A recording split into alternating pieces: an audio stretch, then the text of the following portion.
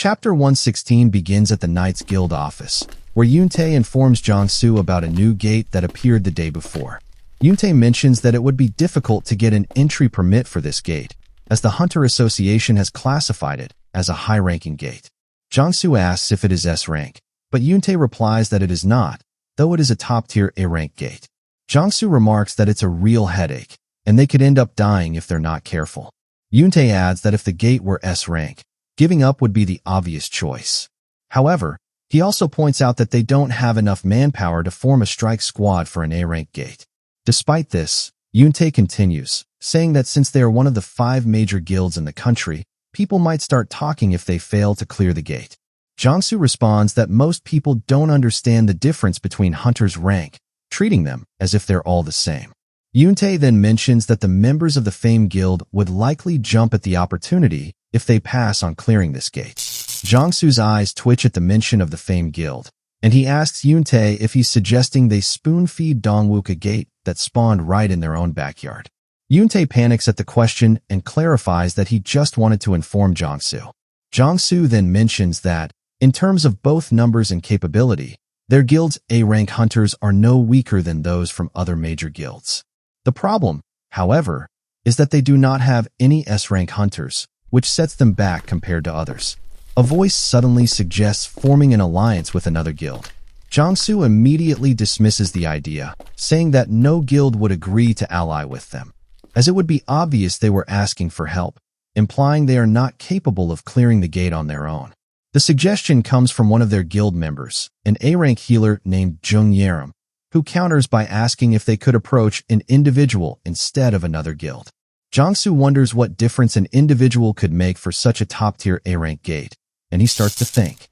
Yerim, with a smile, suggests, "You know who I'm talking about, right?"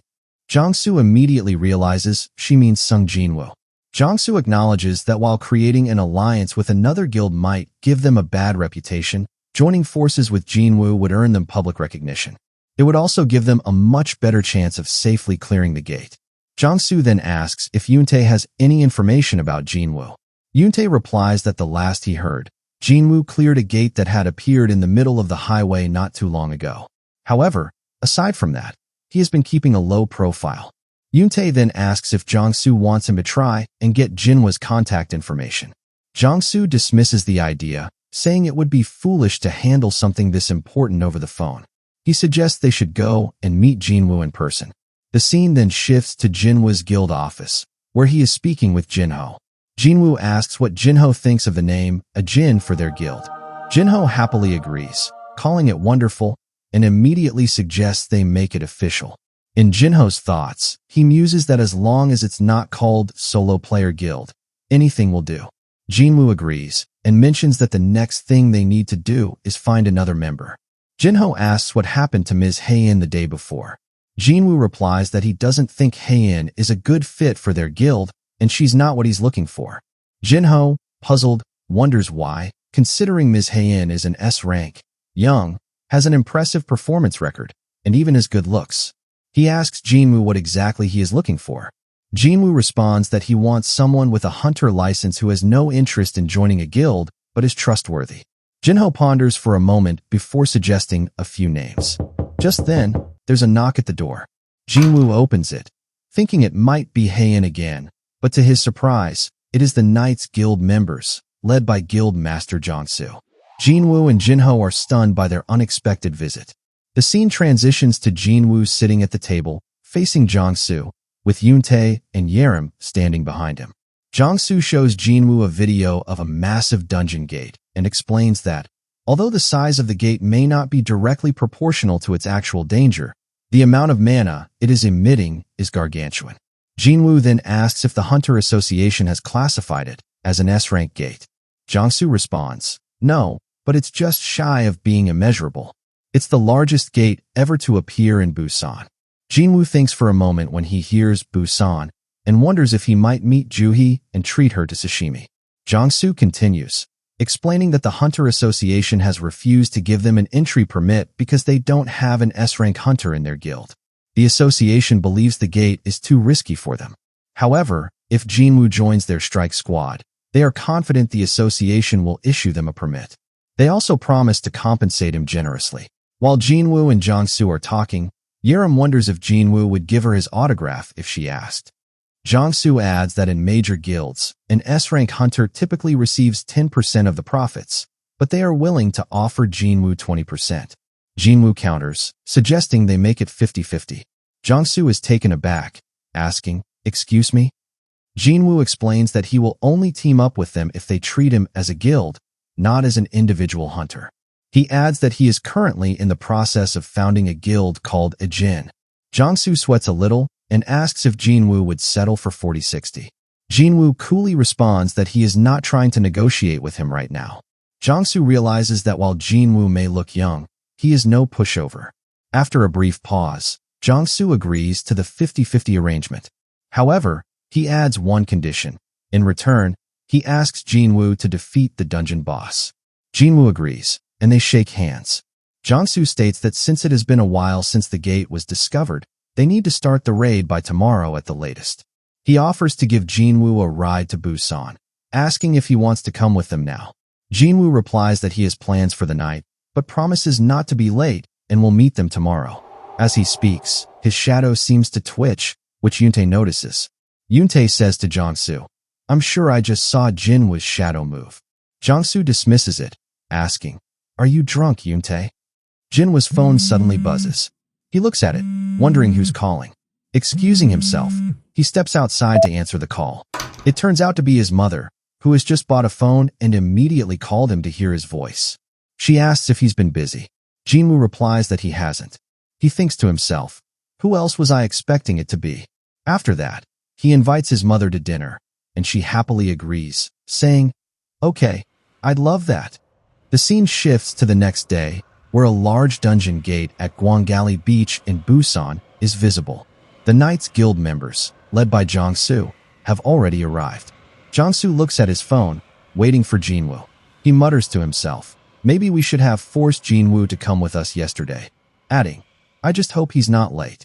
After that, Jong-soo looks at the time and curses under his breath, realizing they need to enter in 5 minutes. The scene then shifts to Jinwoo's house, where he's just leaving. As he looks at the dark clouds in the sky, he wonders if Gina brought an umbrella. He thinks about heading to the Knights Guild's dungeon and activates his shadow exchange skill. The scene transitions to Gina's school, where 3 boys are walking down the hallway discussing their teacher. One complains about how they are being used as free labor, while another agrees. One of them then asks why their art teacher is dumping all the work on them. Before they enter, one asks how many plaster busts they need to get. The others say they will split into 6 groups, so probably 1 each. One of them suggests carrying 4 at once to avoid making 2 trips. As they open the door, they are greeted by a thick cloud of dust. One wonders when the room was last cleaned, and other guesses that it hasn't been used all semester. They stop in their tracks when they notice something strange in the classroom, a gate. One of them boasts as he approaches it, saying it's safe because it's closed and that hunters are the only ones who can enter and nothing can come out. Plus, it will take about a week for the gate to open. The others discuss in the back, and one of them asks why the room had been neglected all semester, adding that the fact they only just found it must mean. Their conversation abruptly stops when they hear a loud crack coming from the gate. Suddenly, a massive hand violently grabs one of them by the head, lifting him up. The 2 remaining students scream in horror as they watch a monstrous face emerge from the gate, its terrifying features becoming clear as it looms over them. The chapter ends with blood splattering on the floor as the enormous green hand crushes the student's face. The chapter began with a gruesome scene, 3 students being killed by dungeon monsters at the front of the gate. As the monsters emerged from the gate, it was explained that some beings are naturally born predators. While they may lack intelligence, they far exceed humans in their ability to track and hunt down prey. These predators were overjoyed by the scent of flesh and blood. However, because they were in charge of reconnaissance, they had suppressed their instincts and focused on their mission. For an entire week, they had stayed hidden in the darkness, not hunting, but searching for prey. This suppression of their instincts had activated their 6th sense. One of the monsters spoke, saying that this place was teeming with prey. The level they were on was just one of many, and the structure they were in seemed as complex as a castle. The monster told his companion that he would go hunt first, while ordering the other to call for their 4 remaining brothers. The monster then destroyed the door to exit, declaring that their real hunt would begin after they slaughtered the humans inside the castle and fortified their position. He said he would clear the area first. As he walked down the hallway, he encountered a group of students. Among them is a male student was seen handing a drink to a female student. However, their moment was abruptly interrupted when a monster leaped in front of them, its axe raised, ready to strike. The scene then shifted to Busan, where a large gate stood, with the Knights Guild hunters preparing for the upcoming mission. Jinwoo had just arrived and was gazing at the massive gate, thinking that it was even larger than he had imagined in real life. He noticed that both the hauling and mining teams were already positioned on either side, while the strike squad was made up of 13 A-rank hunters and 20 B-rank hunters. Jinwoo thought that, while they had a lot of A-rank hunters, this was to be expected, as they were the guild with the highest number of A-rank hunters under their command. While Jinwoo was lost in thought, he was suddenly startled when a group of Knights Guild hunters approached him. They were in awe upon seeing him. One of them commented on how incredible he had been during the Jeju Island raid. Another asked how he had been able to summon the Dark Soldiers, wondering if they should be called summoned beasts. A female hunter then asked if he was going to lead the raid. Before Jinwoo could answer, a female hunter stepped forward and said not to disturb Mr. Sung Jinwoo. She introduced herself as Jung Yerim, the main healer of the Knights Guild Elite Strike Squad. She suggested that since Jinwoo was the leader and she was the main healer, they should all get along. When Jinwoo saw Jongsu, he asked him if he hadn't already told them. Jongsu replied that he was about to announce it now. He then declared that he would be leading today's raid. The hunters' faces fell in disappointment. A female hunter even asked if Jongsu was leading again, despite Jinwoo being there. Jongsu explained that Jinwoo would be in charge of the backline to ensure their safety.